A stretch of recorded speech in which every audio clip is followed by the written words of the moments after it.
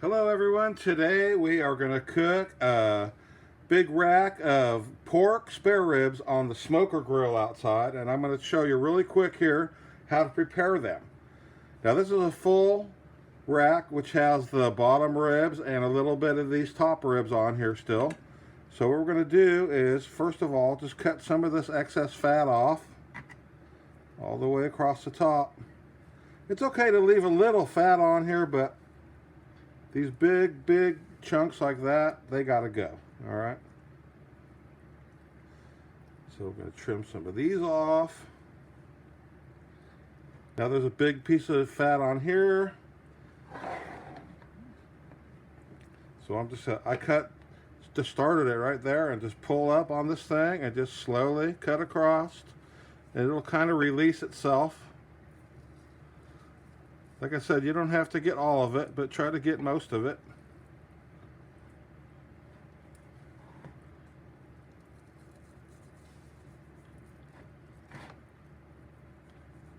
Try not to cut your fingers, of course.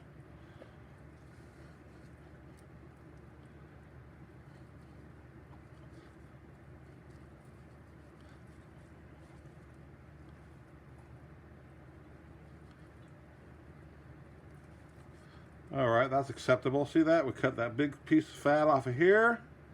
Now, these usually have this little flap of meat here, and that's not anything to waste. I usually just cut this away.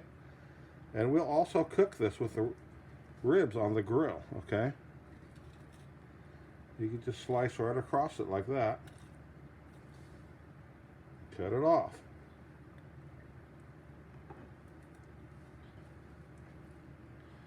Make sure you have a sharp knife and cut away from yourself like that.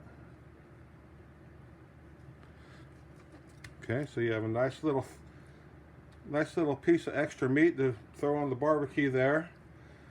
So next, what I'm going to do here, I think I'm going to cut right across, right here on the end of these bones, and separate this part from this part, because this is where your real rib rack is, on this side right here. So let's do that now.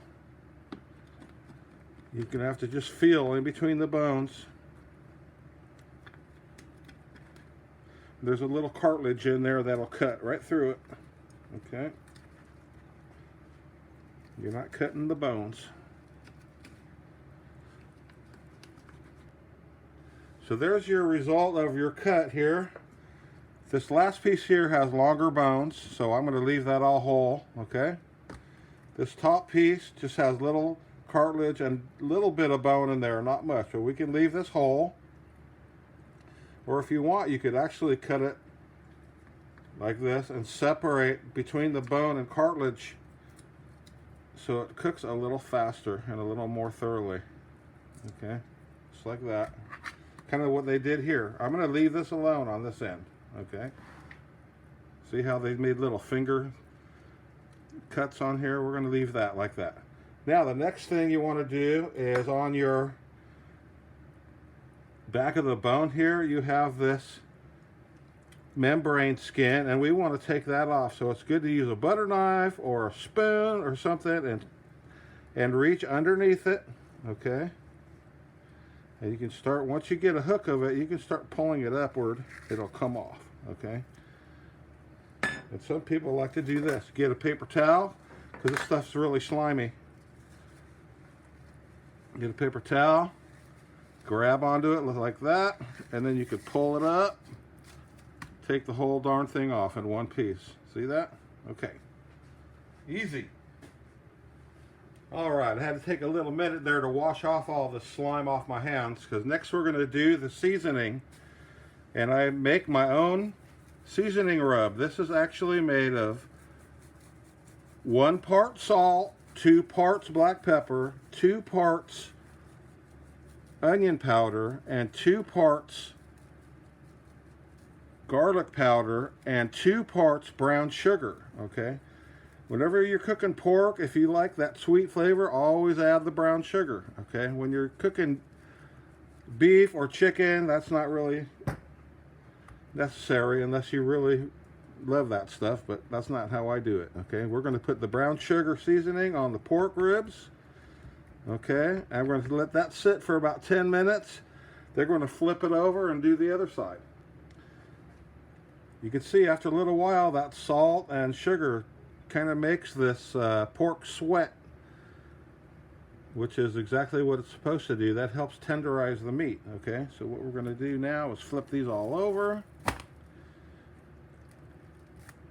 I always do the best meat side of the meat last. Okay, season the fat and the bones first and then flip them over. And then we're going to do all this meat here with the rub again here.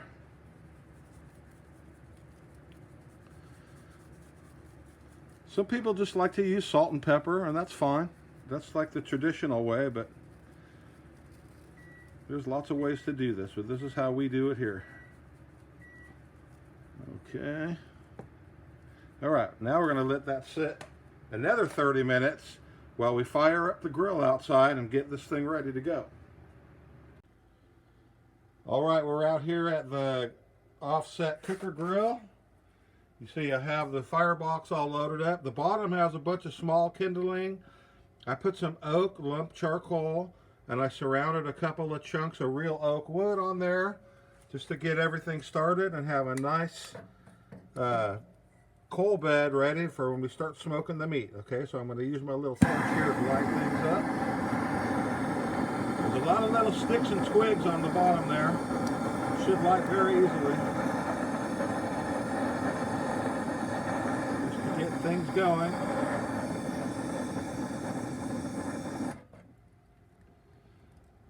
So we're going to let that burn 15-20 minutes here. And let all that wood catch on fire until we get a little bit of coal bed and some of that wood on fire, but not all the way coals. And we'll heat up the grill at that point, and then we'll throw those ribs on there. All right, it's been about 20 minutes. Let's take a peek at our fire. Oh yeah, that's some nice coals right there. Our temperature in the cooker has reached about over 300, so that'll be good here. Let's throw the meat on now. Put this just like I marinated, bone side and fat side down. Okay, and you can see how wet and juicy all that marinade made the meat. Okay.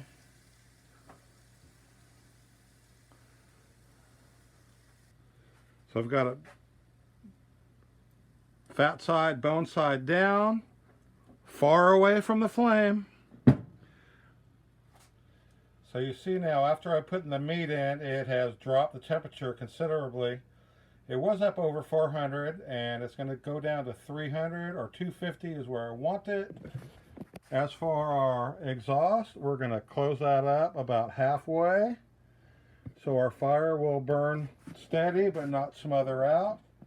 You leave it open too open, it will get too hot and burn everything. And there is our coals. Ooh, yeah. So hey, let's wait about an hour. I'm going to not touch this thing for an hour.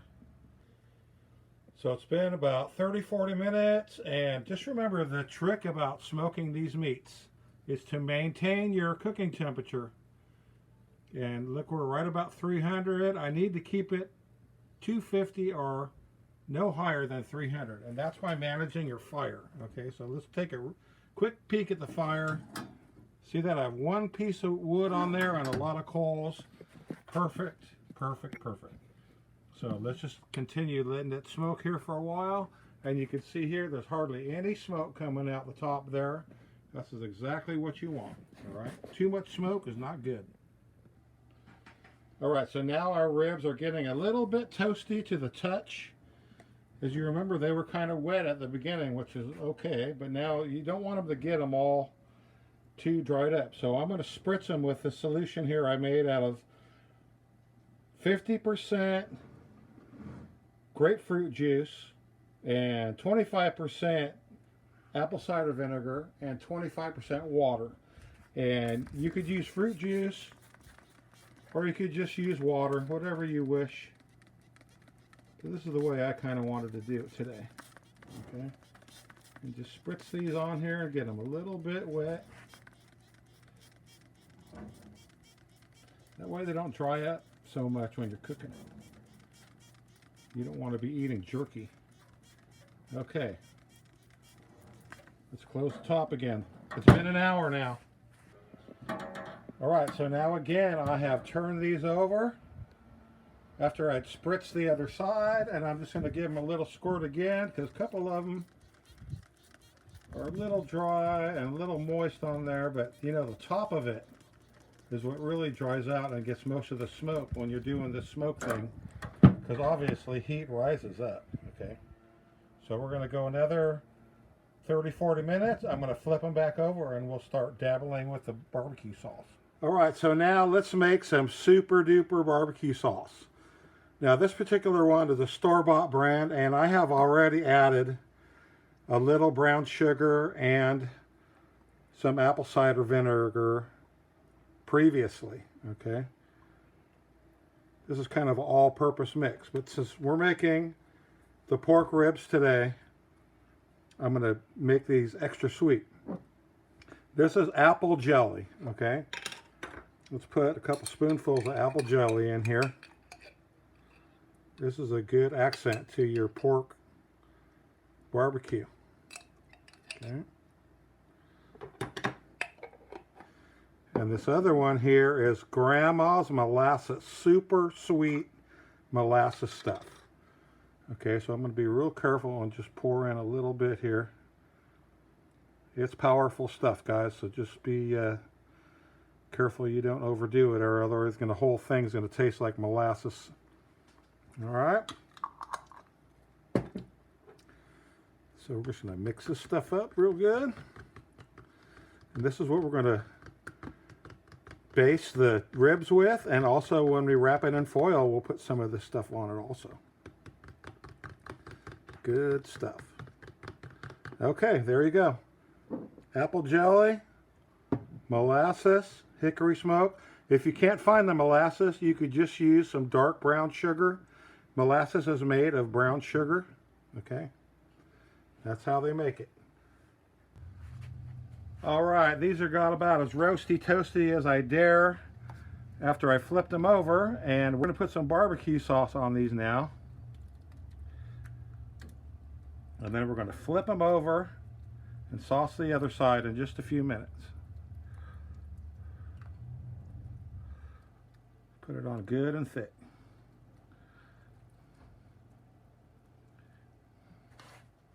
Now let's turn these ribs over.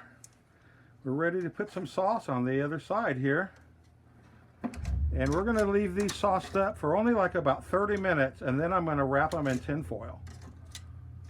When you wrap them in tin foil, they get a lot more tender. If you don't want them to fall off the bone, don't do the tin foil thing. These are ready to eat really right now already. But we want them a little bit more tenderer. Tenderer, is that a word? So let's slab on some more sauce on here. These really smell good too. I put just the right amount of seasoning on there, and it's stuck on there really well. Okay. Let's go ahead and let that cook a little longer, and we'll be back. So what we're going to do is you get a big piece of heavy duty foil, throw this thing on here, and we're going to put it meat side down. Okay. We want all the juices to go down on the bottom where the meat is. Put some more of our barbecue sauce on here.